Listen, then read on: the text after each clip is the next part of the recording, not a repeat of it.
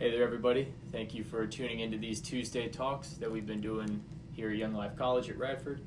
Some of you are watching these not on a Tuesday, which is perfectly fine. We've just called them Tuesday talks because alliteration is cool. It sounds good. That's when we originally planned to have them out, but with people's schedules changing and everything and shifting, it's perfectly fine and understandable to be watching these not on a Tuesday. So thank you for watching anyways, regardless of what day of the week it is. One thing that we've been talking about this whole semester is a one big story, one big breaking news moment, right? So a question that I have to start us off with is, have you ever heard news that just stops you in your tracks? News that when you hear it, your heart kind of stops, it skips a beat almost. News that just takes you off track of what you were planning to do during the day or during the week, or if it's really big news, this is something that could change everything, something that could shift your perspective on a whole part of life. Again, large news, there's large scale, big, worldwide news stories that break. These days it seems like every couple days or every week there's something huge happening. Or it could be something on a smaller scale, personal, family thing. But inevitably it distracts you, it disrupts what you're doing, it takes your view away from whatever's at hand right now. And you think to yourself, oh man, this is important. This could change everything. Those things happen all the time, right? So one that I think about for myself is back, I was a young kid, probably about 5 years old. I should probably know this. You'll figure out why in a minute. I just remember being a kid. I'm the third child. So at the time, I was the youngest. I was a baby. And I was the only boy in the family. So I had two older sisters. And so for me, being the youngest, everything was going my way. The only boy, outside playing catch every day. My dad loved having a boy. Sorry. And this is great at the time. Being a 5-year-old, you're the youngest in the family, you get everything going your way. Things are going well. You're doing fine. And one day my parents came home, long day. My sister's old enough to watch me at this point. And they come home and they sit all the kids down like, hey, we have some big news. We've got some important stuff to tell you guys. They sit us down and we're sitting there, I'm like 5 years old. And so I'm thinking, what is this news? Did we get a dog? Maybe. Did we get a cat? Hopefully not. Did we get a horse? No, we didn't get a horse. Did we get a wolf? Also no. At the time, thought it was plausible. It is not. That's not realistic. So we sat down and we had this conversation with our parents, and they said, hey, so it looks like we're pregnant. You're all going to be older siblings. There's going to be one more in this family of ours. Now there's 4 kids. So for the 2 oldest sisters, it's like, oh man, they're going to be big sisters again. They get this chance all over again. For my parents, it was pretty neat in that by the time that they had my youngest sister, they're old enough to babysit, so built-in babysitters in the system. Perfect, works out well. But when they got over to me, I was ecstatic. I was excited. I was like, oh, what? That's crazy. There's going to be a little person here. That's awesome. A younger member of the family to be able to hang out with and spend time with, who I could probably relate to more than the 2 older sisters a little bit. So I was amped up. I was excited. There was a lot of joy going on in there. But as a selfish 5-year-old does, my immediate thought was, oh no, this means I don't get all the attention anymore. This means the attention's off of me and it's on this other kid. So again, selfishly as a 5-year-old, I'm sitting there thinking, like, oh man, this is going to change everything. Everything's going to be weird. And then our lives are going to change accordingly. Like my parents' schedule will be different. Who picks me up from school will be different. Babysitting schedules are different. Our own household sleep schedules, eating schedules are all going to be a little bit different based off of a whole new person being thrown into this mix. So naturally, because of this awesome news, our whole lives changed. All of our lives changed. But we know now for the better. That was 18 years ago. She's great. We're good friends. There's nothing that I'd give to not spend more time with my little sister. But that's just a small example that big news automatically requires a response. Our lives changing was the response. They had to change in response to this huge news that we heard. And the story that we've been talking about this whole semester, this breaking news, is no different than that. If anything, it's much more important than that. So that's what we've been going through the entire semester. What we talked about is that at the beginning, God created everything for himself and for a relationship with us.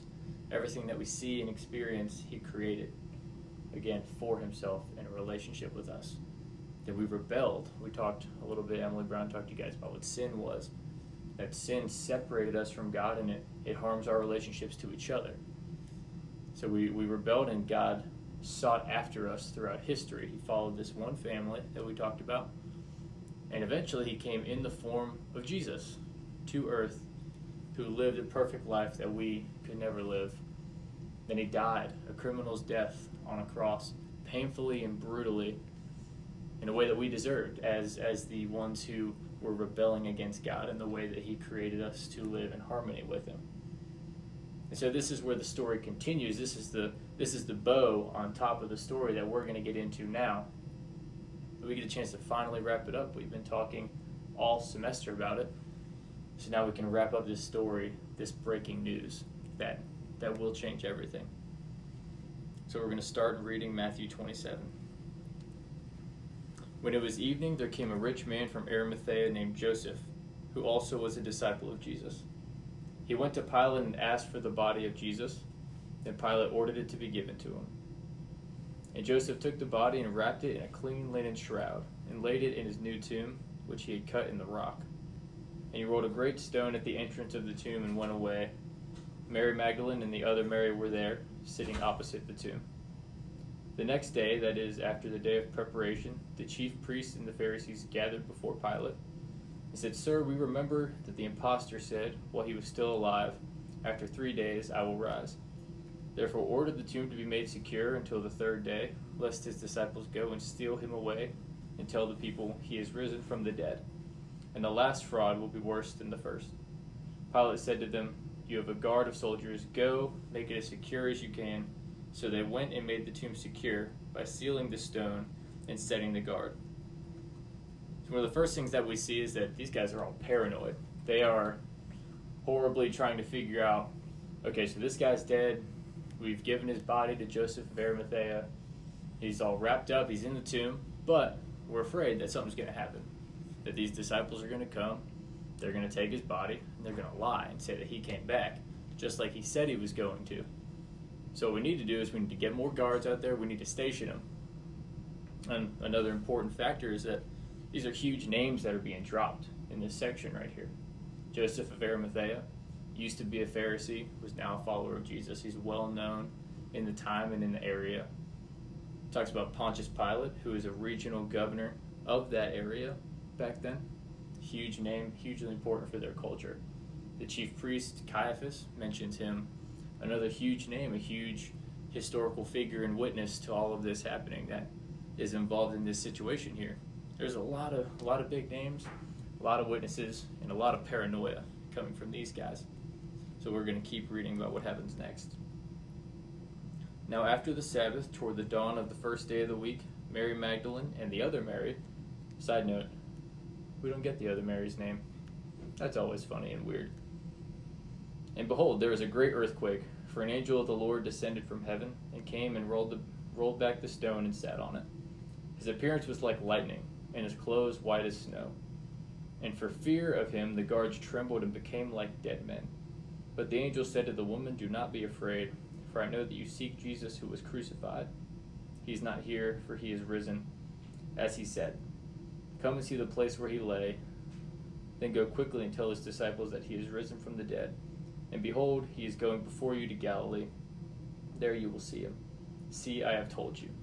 So they departed quickly from the tomb with fear and great joy and ran to tell the disciples. And behold, Jesus met them and said, "Greetings."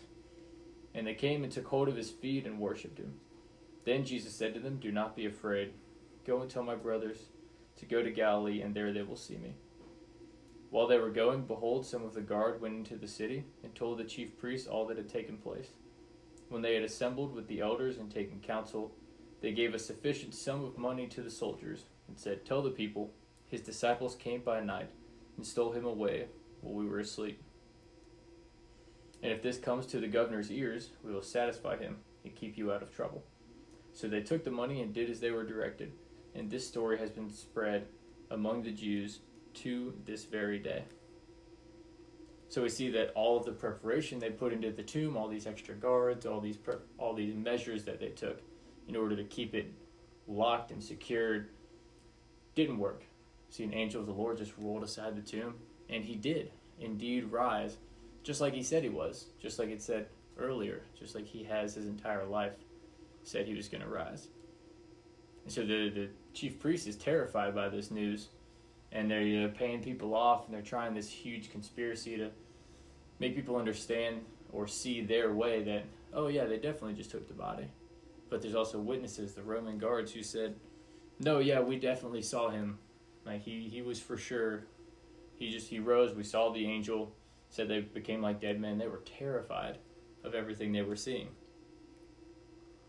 But the other reaction is the women that Jesus appeared to, is they were terrified. I would be too if somebody you thought was dead was just standing in front of you. Pretty terrifying. But then it says that they're filled with joy. And they're filled with joy specifically because everything they believed is true. Everything they gave their life for is true. Jesus is who he said he is. And that's great news for them.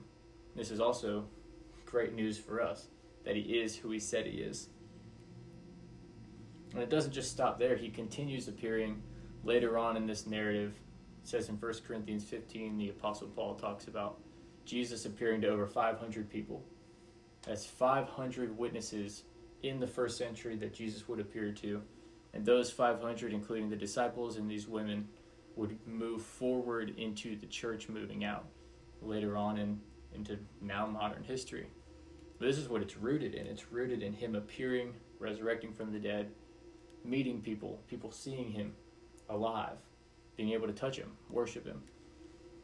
And this is a huge hinge pin for the Christian faith. This is the most important thing that we have. Again, the Apostle Paul says in 1 Corinthians 15 that if he didn't rise from the dead, we are to be most pitied among men. And the question for that is, why are we to be most pitied if he didn't rise from the dead? And the simple answer is, if he didn't rise from the dead, then he lost. If he didn't rise from the dead, then he isn't who he said he is. Because he said his entire life that he was going to die and then come back as verification and the validation, the stamp on the end of it that says the work is done. And that's what he said. So if he had died and just stayed there, sin isn't defeated. Sin that we know separates us from God and from each other wins. And death ultimately wins. Two things that were brought in at the beginning of the story. But what we know is that he did rise. He actually did win, defeating sin and death. And this is huge, has huge implications for us. Because what does it mean that he defeated sin and that he defeated death? Well, first we got to talk about what we know sin is. Sin is the separating rebellion from God that we caused in the beginning from Adam and Eve. That it separates us from our relationship to God.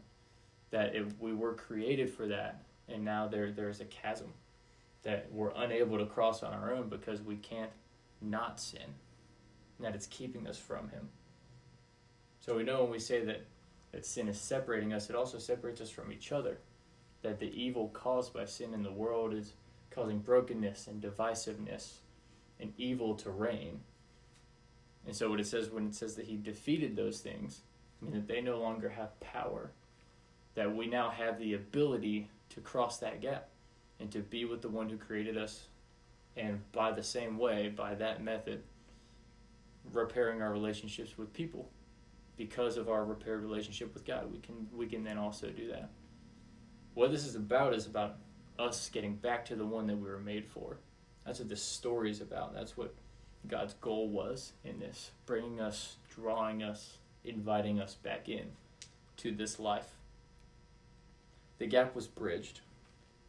And this is the moment that Jesus was enthroned as the king over everything. And we can talk later about the implications of that statement and what that means. But regardless, this is earth-shattering news. This is news that's beyond anything that we can even understand. And like I said earlier, huge news, the more important the news, the more urgency and importance to respond to it. That's just how it is. In the same way that my life was altered by my little sister coming in the world, our lives had to change. Something has to change when we see this huge news that changes everything. So I'm going to pray for us, and then I'm going to ask 4 questions, and then we'll be done. God, I thank you for my friends. I thank you for the chance that we get to do these talks and to be together. God, thank you for who they are. May their semester go well. I know it's a time of uncertainty, but may you keep them strong, finishing out the semester and finishing out this school year and figuring out what the next few steps look like in life. I pray that they have learned something about you this semester, and that you will continue to work in them, that you will continue to show them your resurrection, and that lives will be changed from these conversations. Pray this in Jesus' name. Amen. The 4 questions that we have. The first one is, how do you respond to news you want to hear? The second is, how do you respond to news that you don't want to hear? The third is, if this is true, how would it change how you view the world and everything around you, reality? The last one is, what do you think it means to play this part in God's story? Thank you guys, and we'll see you next week.